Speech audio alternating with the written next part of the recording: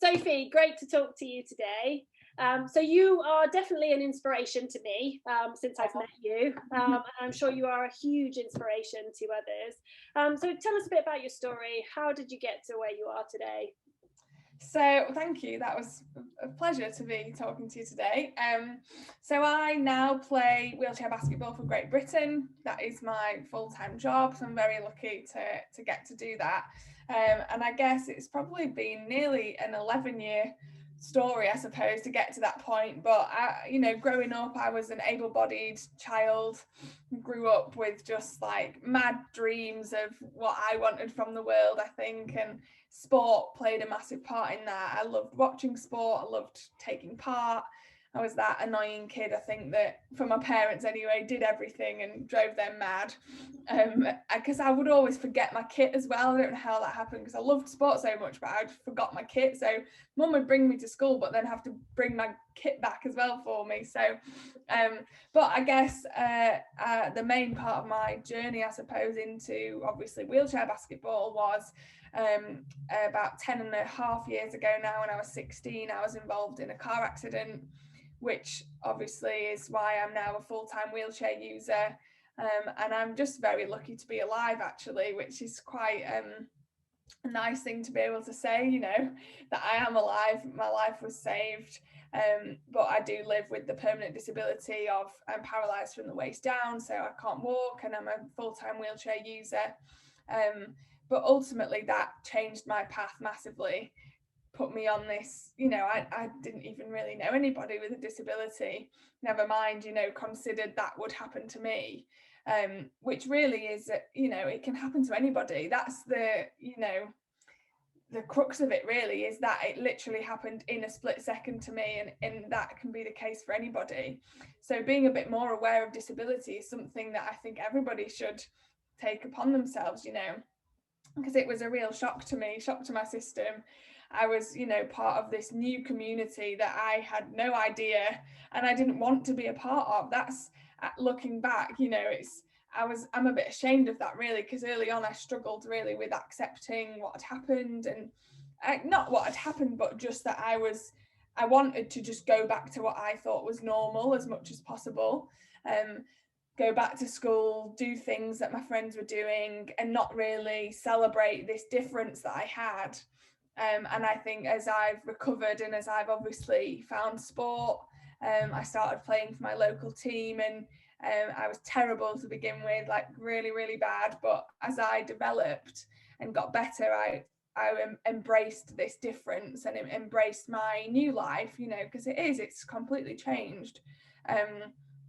And I'm very lucky and very fortunate to be doing what I do now. So I guess that's in a nutshell my journey really, from a little baby to now I'm 27, which time flies. Yeah, and often it is that kind of shock, isn't it, of something to make you go and try something different, do something different, appreciate something different. But yeah, I think sometimes we do need these shocks in our lives to go, whoa. Yeah. Well, I mean, I was young, so I didn't really know what my life was about or who I was even. I was 16 when it happened, and I just went through life probably taking a lot for granted. I lived quite a privileged, sheltered life, I think, and you're right. Something that is a massive shock like that changes your world, puts you in, I'm now in a category, I guess, of people who are sometimes unfortunately discriminated against. There's things that aren't accessible for me, things that are more difficult, and it does challenge you. So yeah, it was definitely a shock, but yeah, I had amazing support, and still do to this day, and the people around me are amazing, so I'm very privileged still to have such a great support network. Oh, that's fantastic. So, but I mean, wow, you're off to Tokyo this year. Yes. Tell us how that's come about. Yeah. So yeah, I started playing for Great Britain in 2013. So after the London Games, I was truly and utterly inspired by the London Paralympics, and I watched the women's team play. And at this point, I'd started playing, but I wasn't very good and didn't really know what I was doing still. but I sort of had been scouted by the GB team as a potential, you know, person in the future, maybe, you know, to be playing or competing at least.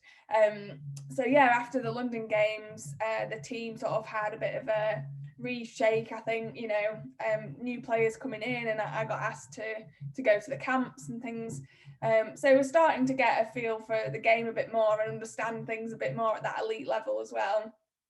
And yeah, so I started playing then. I was selected for my first tournament in 2013, and we won a bronze medal, and it was like, wow, like I've come straight in, and this is incredible, like this is amazing. I mean, I didn't really make a stamp on the team for that year at all, because I was a 12th player on the bench, you know, didn't get much court time, but that's, you've got to go through that, I think, to before you can be more of an influential player. Which hopefully I feel like I am now. So yeah, it's about nearly 8 years now of representing. So yeah, I've been to the Rio Paralympics, which was an incredible experience. And yeah, I was supposed to be going to Tokyo last year, but obviously that got postponed. So fingers crossed it's going ahead this year, and we're just training hard, you know, focused on that goal, and hopefully can bring home a nice shiny medal. Fingers crossed. Yeah, that's the dream. I know I'm going to be watching. Yeah, well, hopefully. I mean, we've got a really great fan base at the moment, but the sport's just always growing. You know, we're really trying to get more people involved, and you know, that ultimately the more people that know about the sport want to get involved, want to watch it. And I think sometimes, which is a shame, there's a barrier to disability sport, because people think if they don't know someone that's in it, they don't watch it, or if they've not got a connection, then they don't watch it. And you know, we need to get over that really, and just see it for sport, because that's exactly what it is. It's not a disability sport. We just use wheelchairs as a piece of our equipment, you know. So it would be great to just continue the development and the growth of the sport in that way, and hopefully yeah, Tokyo will be a big part of that. And Commonwealth Games next year, is that right? Yeah, Is that right, that it's the first time that wheelchair basketball has ever been in the Commonwealth? Yeah, really exciting. So fingers crossed. I mean, it'll be tough because, you know, it's your home nations. Sorry if you can hear this banging, by the way. We've got the builders here. They never leave. But yeah, so we've got Commonwealths next year, and yeah, big competition, because, you know, obviously the home nations, but really a lot of the Great Britain team are English, so we'll play for England. So, and there's only 4 spots to go for, you know, so it'll be a tough competition to actually get selected, but an amazing, even just to host it, and even that wheelchair basketball is part of it. No matter what, if I'm selected or not, I'll be there in some capacity to cheer them on, even, or you know, help in whatever way I can. So yeah, it's a really exciting opportunity for us as a sport. Yeah, exciting. And you're involved with Regeneration, is that right? What's that all about? Yeah, so the Regeneration campaign, I suppose, launched a couple of weeks ago now, and that really is what I sort of alluded to before around building up a bigger wheelchair basketball community, like really tapping into the people that want to play, because we know that there's so many people out there that want to play. It's just having the access to court, access to chairs, you know, that. So we're really trying to work with the local communities and people who are local, who can really bring wheelchair basketball to the local community. It's obviously how I started playing wheelchair basketball. For me, the club was 10 minutes down the road from me, so it made it really accessible, really easy for me to start. And I just really want to help have that opportunity for everybody else, and for everybody else to be able to play if they choose to. And also, people don't always want to go on and play for Great Britain, or they don't aspire to be Paralympians, and that's absolutely fine. Like, people with disabilities should still have the same rights as anybody else to exercise. And, you know, there's barriers in the way in terms of the environment creates barriers, you know, getting to places, you know, leisure facilities, things like that. And we should really be trying to just make exercise as inclusive and as accessible for everybody as much as possible. So the Regeneration program is really trying to do that, and we've got a lot of funding through Sport England, which is great because they're obviously, their mission is to make exercise and activity inclusive as well. So yeah, hopefully we'll see a growth in the next sort of a 4-year program. So you know, and it'll develop even coaches, referees, you know, people interested in the sport, not just playing. And it is really for everyone, you know, able-bodied people can play as well. So it's the most inclusive sport, because I think what I found, you know, I was 16 when my accident happened, but if I'd have been younger, I'd have really felt like I missed out on playing sport with my friends. And what wheelchair basketball allows is, you know, your able-bodied friends to come with you and play the sport as well. So you're all on a level playing field. You can play with your friends, your family, anyone can do it. So I think that's it's a really great part of our sport, and hopefully with this program, more and more people will get to know that. Yeah, wow, it sounds so exciting. You just make me want to come and play. Oh, you need to try it. Oh, I'd love to. I'd absolutely love to. So, Essex Lifts, well, you're our brand ambassador. Really excited to have you on board. You've had a new lift installed in December, obviously all the banging in your house and everything that's going on, but no, sorry. But how's the lift helped you? Yeah, well, I have, yeah. So when I first had my accident, I used Essex Lifts as well, because the house that I was currently living, I was living with my parents still, wasn't accessible. I'd have had to live downstairs, and we were able to, you know, fund an extension, which then we had a lift put in, and it just made such a difference, just feeling like I talked about things going back to normal. You know, it just made living upstairs was what I'd always done. So it just felt like that was getting back to normal. Was, yes, I didn't go up the stairs anymore, but I had a way to get upstairs. So yeah, it really helped in that sense. I think psychologically, just I was sleeping upstairs like everybody else was. So yeah, and then this opportunity, obviously, me and my sorry, terrible, isn't it? Hopefully it just adds to the you know, I'm not making it up that we've just moved house. So yeah, me and Josh wanted to live together just after having spent so much time during lockdown together, that it made sense to do that. And yeah, it just opened, having the option of having a lift just really opened up our you know, options of where we could look for living options, really, in terms of, you know, we didn't have to go into a bungalow. And normally, especially around here where we live, there's a lot of they're quite small and quite dated, the bungalows, so we would have had to do so much work to them. And although putting a lift in is quite a lot of work, the house itself that we moved into didn't really need, it doesn't sound like it, but it didn't really need that much work doing to it. But it's very aesthetic, the things that we are doing. You know, it's not structural, or it's not changing bathrooms or anything like that, changing kitchens, which we would have probably had to do had we bought a bungalow.